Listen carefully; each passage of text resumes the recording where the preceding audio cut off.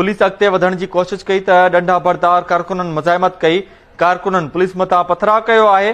अवां खे ॿुधे त जमा पार्क ॿाहिरां हिन वक़्तु शिकतान वारी सूरताल आहे। पुलिस जूं वाटर कैन ऐं बख्तरबंद गाॾियूं बि पतल आहिनि। अदालती हुकुम ते अमल कराइण ऐं इमरान खान खे गिरफ़्तार करण लाइ पतल आहियूं, DIG ऑपरेशन चयो आहे।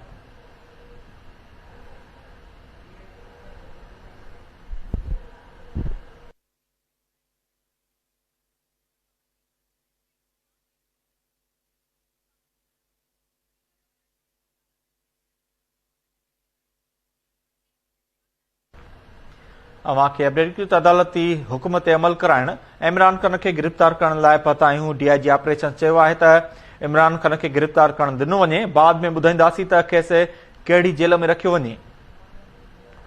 इन हवाले सां असां लाइन ते मौजूद आहे इस्लामाबाद मां KT न्यूज़ जो रिपोर्टर गुलाम रसूल कुंबर। जी गुलाम रसूल, अपडेट कजो।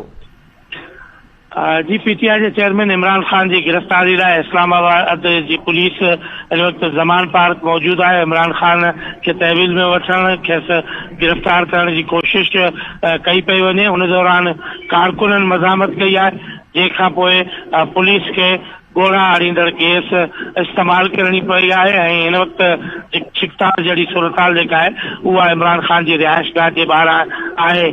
पुलिस जो इहो मौक़िफ़ आहे त उहो अदालती कार्रवाई ते अमल दरामद लाइ हिते पहुती आहे। अदालत तरफ़ां इमरान खान खे गिरफ़्तार करे अदालत में पेश करण जी हिदायत कई वई हुई। उन करे इस्लामाबाद जी जेका ख़ुशूसी टीम जोड़ी वई हुई, जेका टीम इमरान खान जी गिरफ़्तारी लाइ पहुती आहे।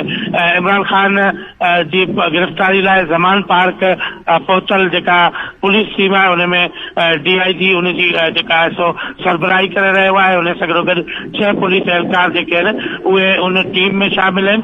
गॾोगॾु लाहौर जी जेका मक़ामी पुलिस आहे उन मक़ामी पुलिस खे बि गॾु वरितो वियो आहे। पुलिस जा वॾा अटाला जेके आहिनि उहे हिन वक़्तु ज़मान पार्क जे आॾो मौजूद आहिनि।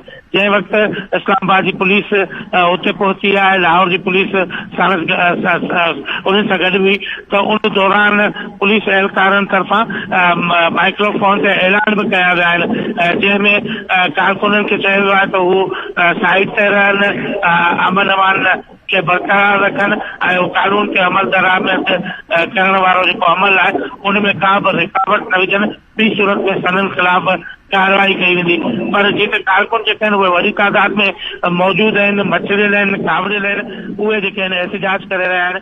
उन एहतिजाज दौरान पुलिस खे गोला आणींदड़ गैस इस्तेमाल करणी पई आहे। वक़्ते सां उनजो इस्तेमाल जेको आहे उहो कयो पियो वञे। नतीजे में जेके कारकुन आहिनि उहे कुझु देरि ताईं कुझु देरि छड़ थी था वञनि ऐं ॿीहर उहे जेके आहिनि गॾिजी अॻियां वधी पेशकदमी कनि था।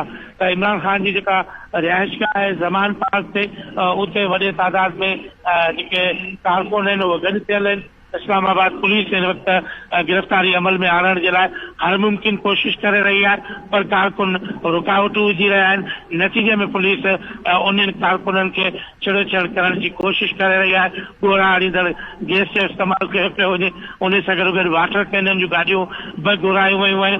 उन सां गॾोगॾु लाहौर जी जेके मुख़्तलिफ़ थाणनि जी पुलिस जेका आहे उहा पहुतल आहे। कैदियुनि जूं वैनूं जेके आहिनि उहे बि पहुचायूं वयूं आहिनि। इमरान खान जी गिरफ़्तारी अमल में आणण जे लाइ इंतज़ामिया जेका उहो तहरीक में आहे। अहिड़ी रीति हिन वक़्तु इस्लामाबाद जी इंतज़ामिया ज़मान पार्क पहुतल आहे। इमरान खान खे गिरफ़्तार करण जी कोशिश कई पई वञे।